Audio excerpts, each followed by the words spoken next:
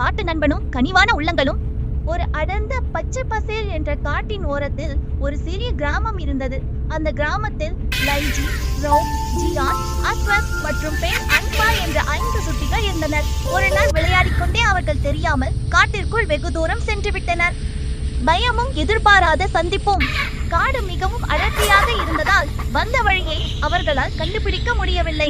சூரியன் மறையத் தொடங்கிய நேரம் அவர்களுக்கு பயத்தில் அழுகை வந்தது. அப்போது புதர்களுக்கு பின்னால் சலசலப்பு கேட்டது. பயந்து போன அவர்கள் பார்த்தபோது அங்கே ஒரு அழகான புள்ளிமான் நின்று கொண்டிருந்தது. அந்த மானின் கண்கள் மிகவும் சாந்தமாக இருந்தன. அது குழந்தைகளை கண்டு பயந்து ஓடாமல் அவர்களை உற்று நோக்கியது.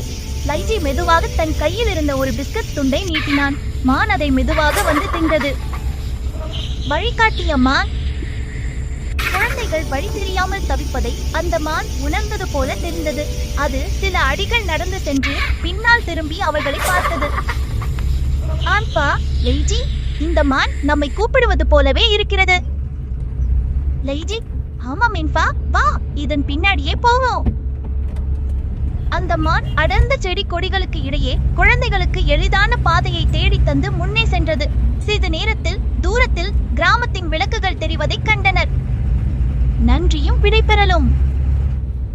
கிராமத்தின் எல்லை வந்ததும் மான் நின்றது. குழந்தைகள் 5 பேரும் தன் மென்மையான முதுகில் தடவி கொடுத்து தங்களின் நன்றியை தெரிவித்தனர்.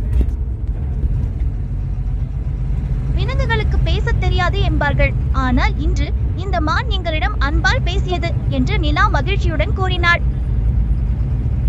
மான் மீண்டும் துள்ளி குதித்து அடர்ந்த காட்டிற்குள் மறைந்தது. அன்று முதல் லைஜியும் அன்பாவும் காட்டின் மீது அதிக அன்பு கொண்டவர்களாக மாறினர். அவர்கள் அடிக்கடி காட்டோரத்திற்கு சென்று அந்த மானுக்கு பழங்களை கொண்டு கொடுத்து நண்பர்களாக பழகி வந்தனர்.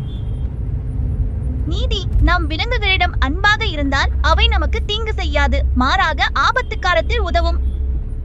பிடித்திருந்தால் சப்ஸ்கிரைப் பண்ணி லைக் ஷேர் பண்ணுங்க. நன்றி.